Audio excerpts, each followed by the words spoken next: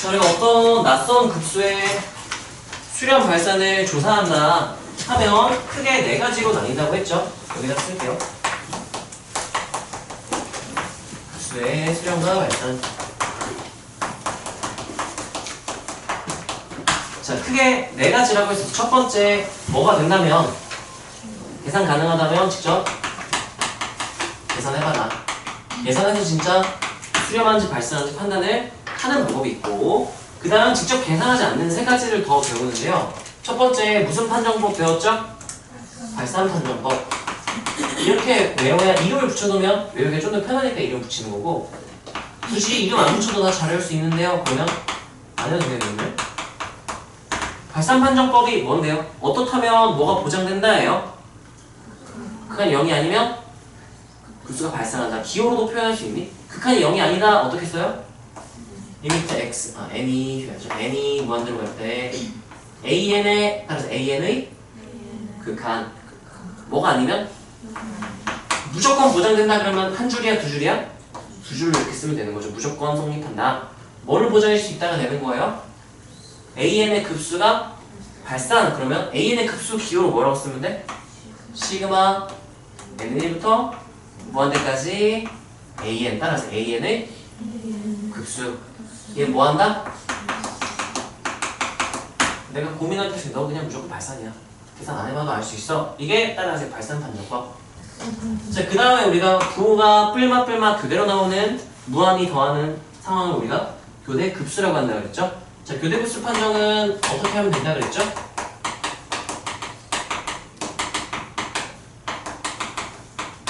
어떻게 하면 돼요? 따라하세요. 짝수 번째까지의 합의 뭐가?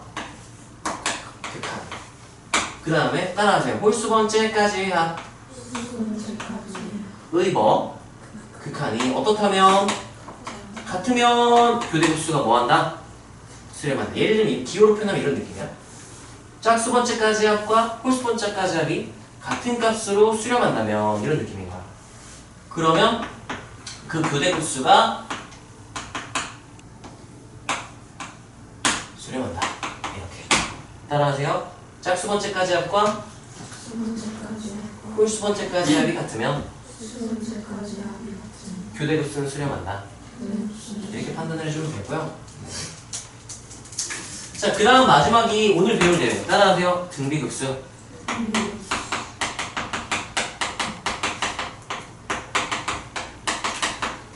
자, 등비급수는요. 따라하세요. 등비수열의 무한합. 우리 수열의 무한합을 뭐라고 줄여서 부르기로 약속한 거야? 급수. 따라 수열의 무한합. 그걸 급수라고 부르기로 했죠? 그러면 등비 수열의 무한합. 그래서 뭐라고 줄여 부르기로 한 거래요? 등비급수가 줄여 부르기로 약속을 했다. 그래서 등비급수는요. 급수 중에서 우리가 다루는 급수 중에 가장 특별한, 가장 특수한 급수예요. 그래서 얘는 등비급수? 바로 딱 얘만 따로 특수하게 처리를 할 수 있어야 돼. 자, 등비급수의 수렴 발산은요. 등비 수열의 수렴과 발산이랑 되게 비슷하게 생겼어. 자, 얘는요. 우리가 어떻게 판단할 수 있냐면 첫 번째, 얘를 하려면 등비 합 공식을 다시 한번 복습을 해봅시다. 등비 수열의 합. 자, SN은 하면은 두 가지로 나뉜다는 거 알고 있어야 돼. 언제랑 언제로 나눠야 되죠? 따라하세요. R1일 때, R1이 아닐 때.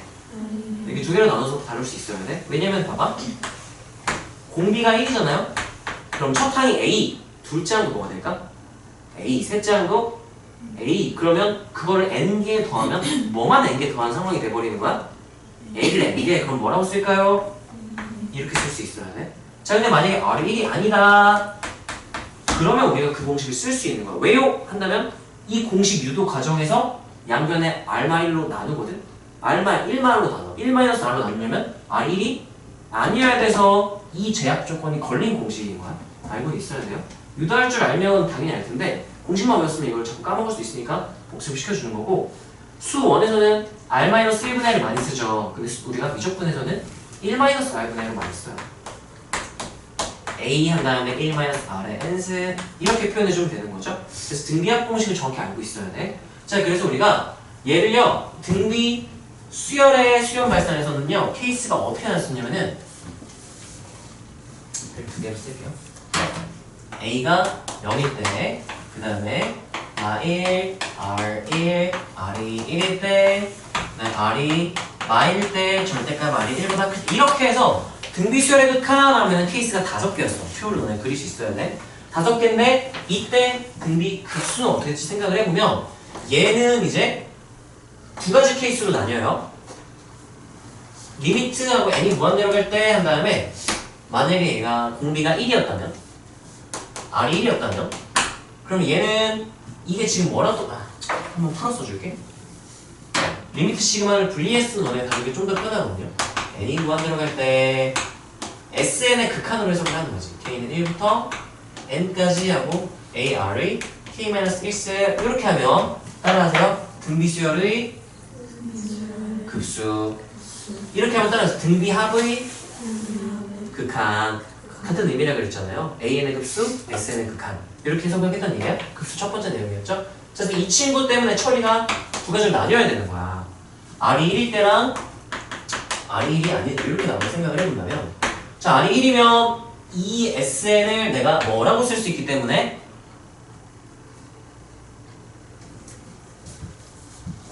등비하면 뭐라 쓸 수 있대요? AN 그럼 얘는 리미트 n이 무한대로 갈 때 AN 이렇게 되는 거고 자, R이 1이 아니라면 등비합 SN 이렇게 변하는 거야. 다음 얘는 리미트 n이 무한대로 갈 때 1-R분의 A 1-R의 N 이렇게 표현을 할 수 있다는 얘기인 거예요. 여기까지 이해가 되나요? 자, 그런 다음에 각각의 케이스에 따라서 결과가 어떻게 될지를 추측을 한번 해봅시다. 자, 보세요. A가 0이면은 내가 굳이 계산을 할 필요가 없어. A가 0이면 첫 항이 몇이라는 얘기인 거예요? 0. 그럼 당연히 둘째 항도 몇인 거야?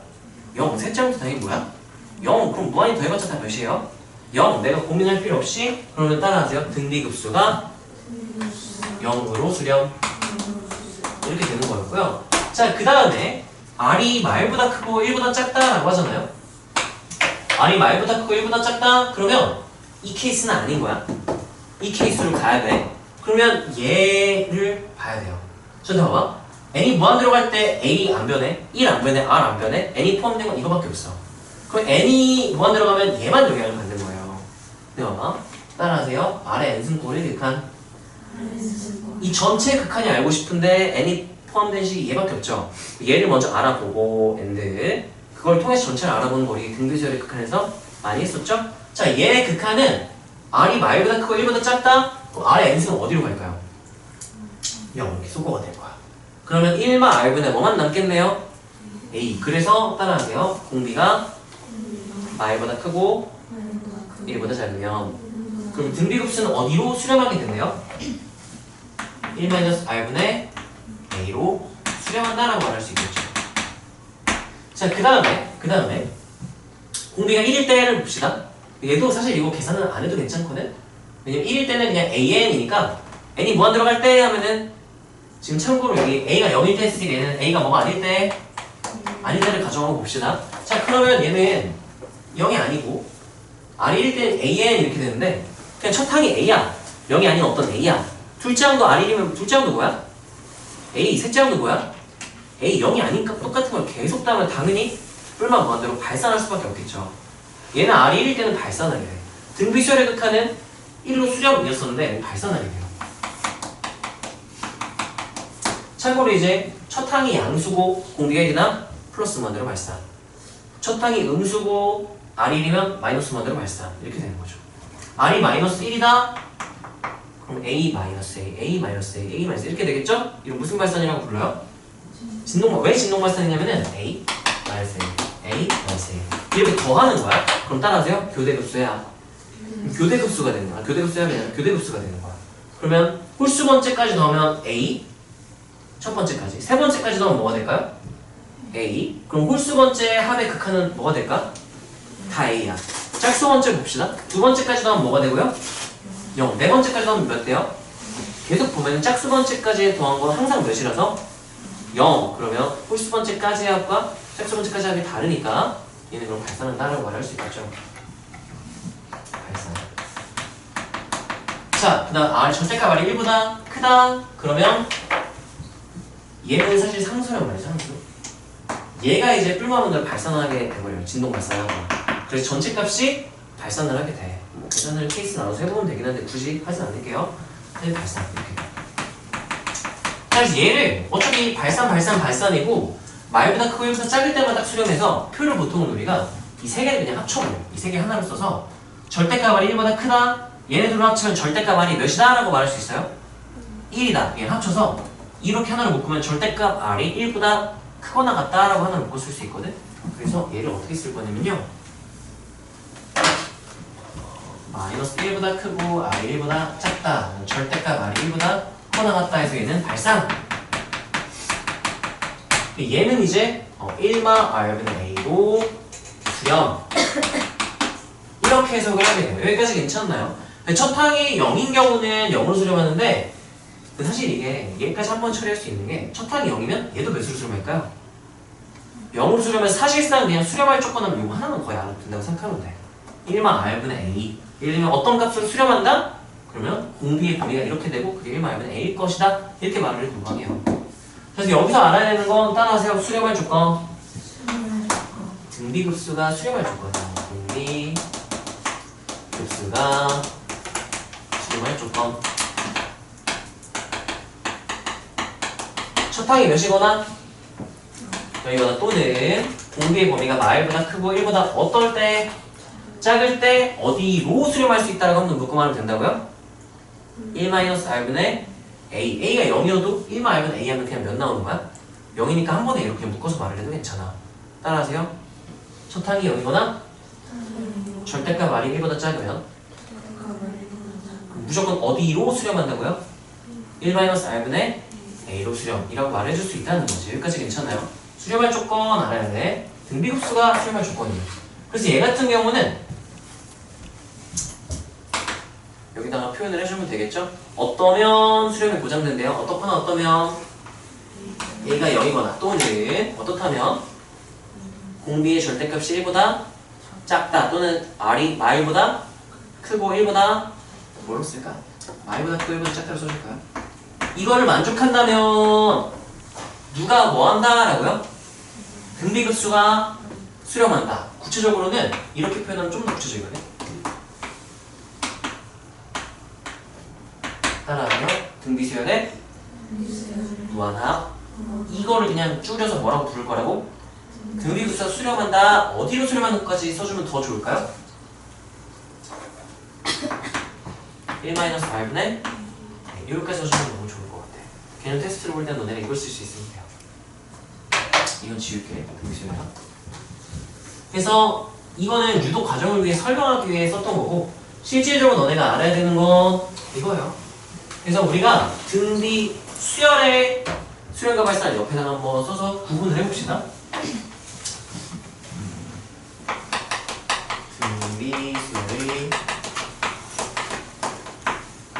수렴과 발산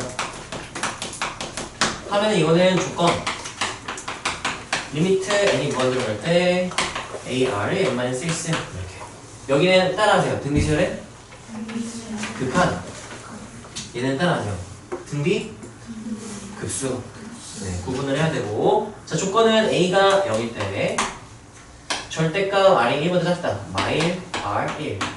R이 1일 때 R이 마일 때 절대값 R이 1보다 클 때. 이렇게 5가지 케이스가 나왔었죠. 그러면 그때 얘는 어떻게 된다? 0으로 수렴. 등비 수열이 0으로 수렴한다. 등비 수열의 극한이. 자, 여기는 등비 수열의 극한이 어떻게 된다? 0으로 수렴.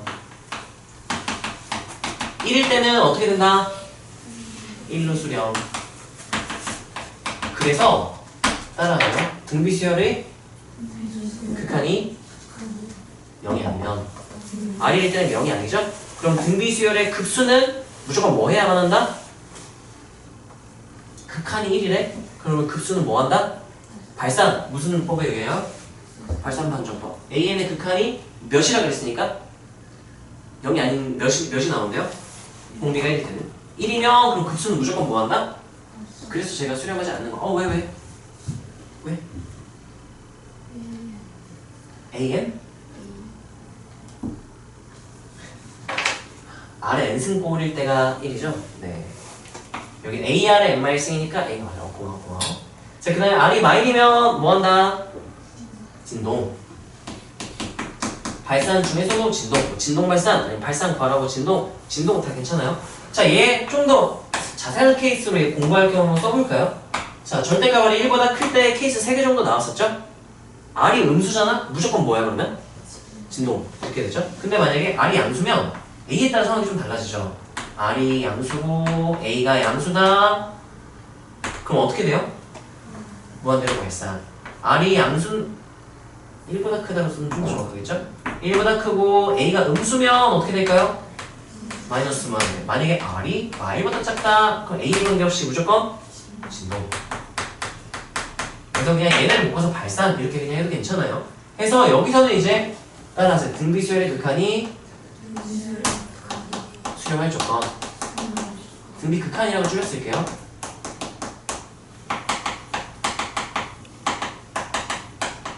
조건은 척하기 몇이거나 0이거나 공비가 어떠면 Y보다 크고 1보다 2의 좀 차이가 있는 거죠. 거의 똑같죠? 그래서 조심을 해야 돼. 헷갈리니까. 등비 수열의 극한이 수렴할 조건과 등비 수열의 급수가 수렴할 조건을 구분을 해서 등호가 있냐 없냐가 달라지는 이 실수를 좀 조심해야 돼. 거의 모양 비슷하니까 실수 많이 하거든? 이렇게까지 강조하면 실수 안 하겠죠? 그래서 이거를요. 네, 쉬는 시간 한번 가져야겠네. 우리 맨 앞에 이거 썼죠? 맨 앞에 한번 보여줄래? 이때? 무릎을 지우고 아니면 연습할 때 밑에다가 한번 새로 다시 써보는 것도 괜찮을 것 같아. 야, 잠깐만. 이거 프린트 채워 쓰고 그 옆에다 복습 한 번 더 해보고 맨 앞에다가 우리 얘 좀 간단하게 썼잖아요. 기호로 완전 기호로 쓴 거거든. 기호로도 한번 표현을 좀 더 한번 해볼까요? 하고 쉬겠습니다. 잠깐만.